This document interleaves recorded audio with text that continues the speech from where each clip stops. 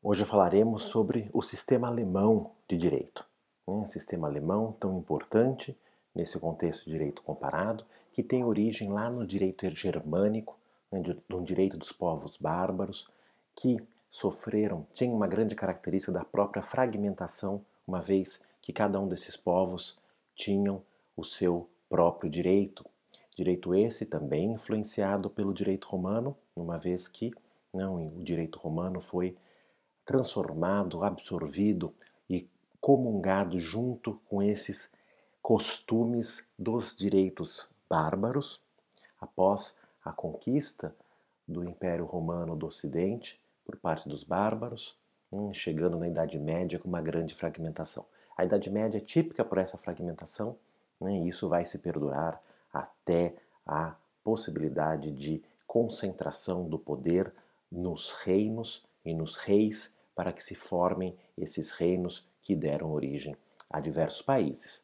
Com isso, né, nós temos um início bastante fragmentado, de difícil estudo na Idade Média do direito alemão. Aliás, o estudo do direito na Idade Média é sempre bastante complicado em relação às fontes, exatamente por causa dessa fragmentação e dessa pulverização de diversos direitos com características diferentes nos mais diversos povos. Um desses exemplos que nós vamos ter é o famoso Sachsenspiegel, né, o espelho da Saxônia, nesse sentido de que é o espelho porque reflete o direito da Saxônia nesse período de 1220 a 1235. É uma fonte muito famosa, eu trouxe aqui uma ilustração para que vocês possam ver, né, e aqui apenas para ilustrar a importância dessa fonte para o estudo do direito alemão, especialmente aqui da Saxônia, que teve nesse momento uma grande importância e uma grande área de aplicação, o famoso Sachsenspiegel.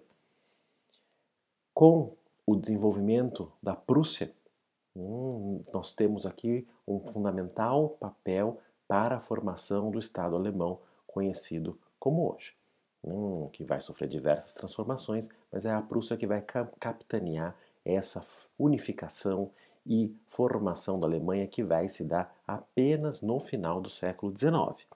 Durante esse período, nós temos diversas codificações, diversos direitos sendo aplicados, especialmente o chamado usus modernos pandectarum, que, como o nome próprio diz, né, o uso moderno das pandectas, do digesto de Justiniano, que vai se aplicar o digesto para os dias atuais, lá, né, no século XVIII e no século XIX.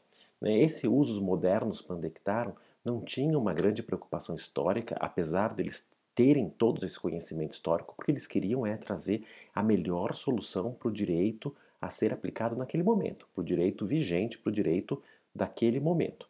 Então, usos modernos pandectarum essa ideia de atualização, de aplicação moderna, de aplicação cotidiana das pandectas.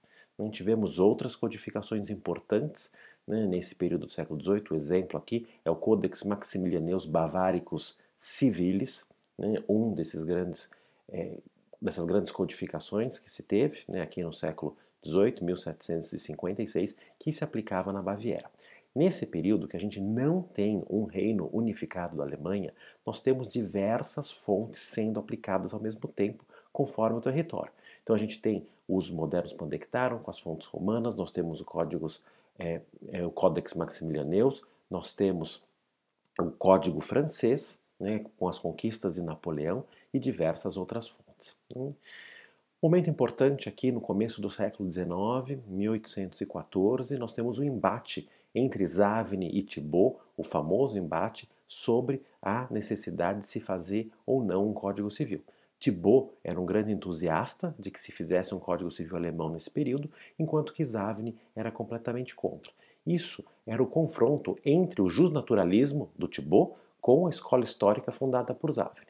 Savigny entendia que o direito era o resultado, o produto, né, do chamado Volksgeist, do espírito do povo, num sentido de que ele é um produto histórico, ele é desenvolvido pela história e não admitia um código arbitrário, na sua opinião, colocado de cima a baixo.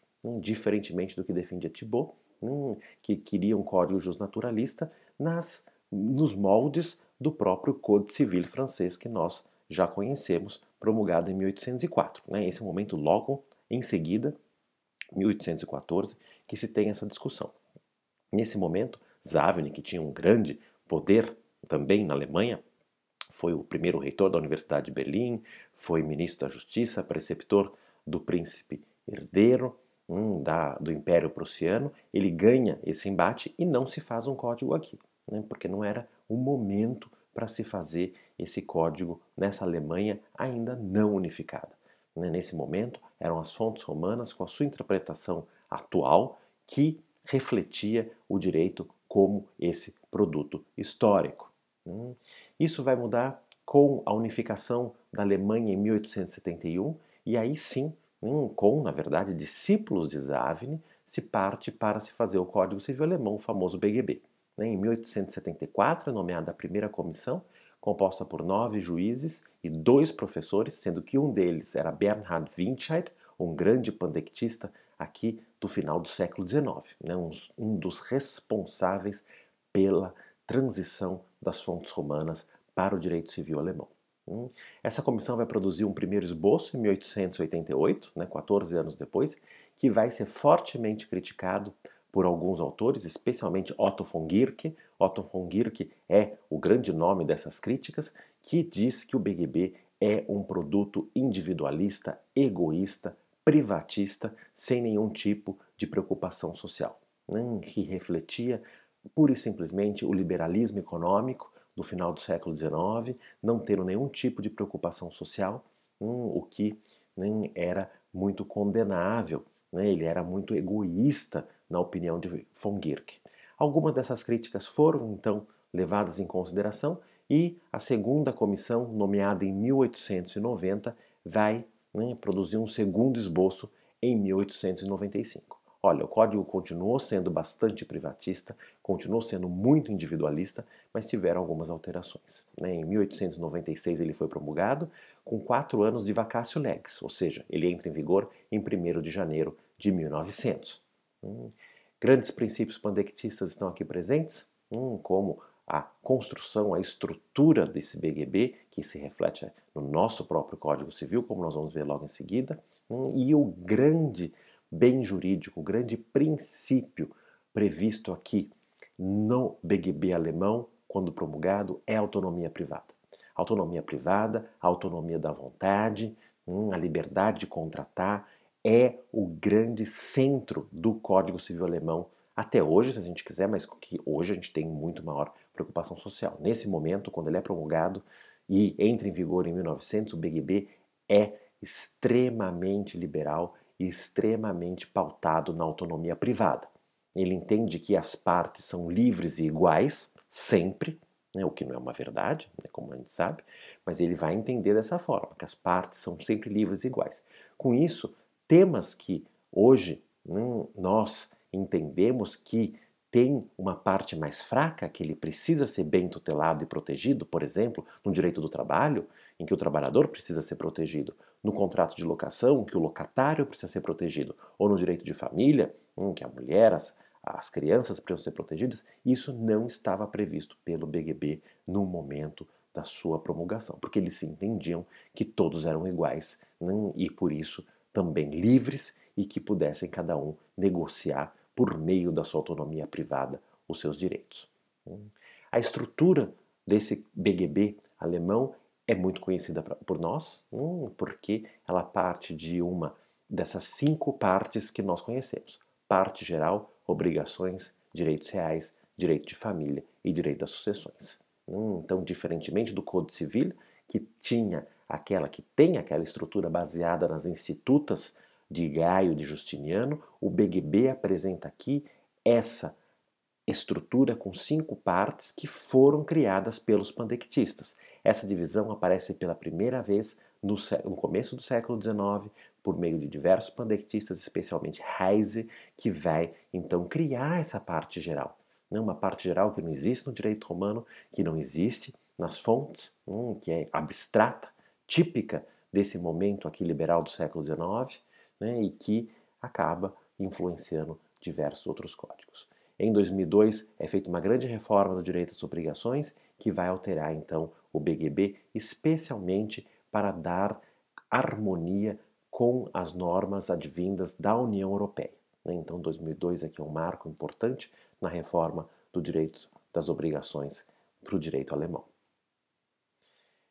Também aqui, quando a gente fala de sistema alemão, por causa da língua e por causa da relação histórica e política e econômica até hoje, a gente precisa falar também do Código Civil Austríaco. Código Civil Austríaco, que é de 1811, muito anterior ao próprio BGB, e que, como sabemos, foi fortemente influenciado pelo Código Civil francês. Então, o Código Civil Austríaco, apesar de estar aqui dentro do que a gente chama de sistema alemão, por causa da língua, por causa das características dos países, na verdade ele se aproxima muito mais do Código Civil francês.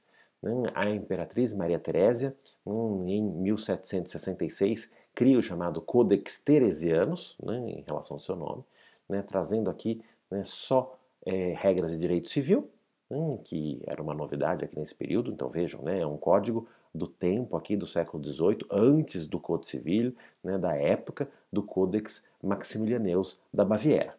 Então aqui temos apenas direito civil baseado no usos modernos pandectaram e que foi extremamente criticado por não responder às necessidades que a Áustria, que o Império Austro-Húngaro tinha ali no século XVIII.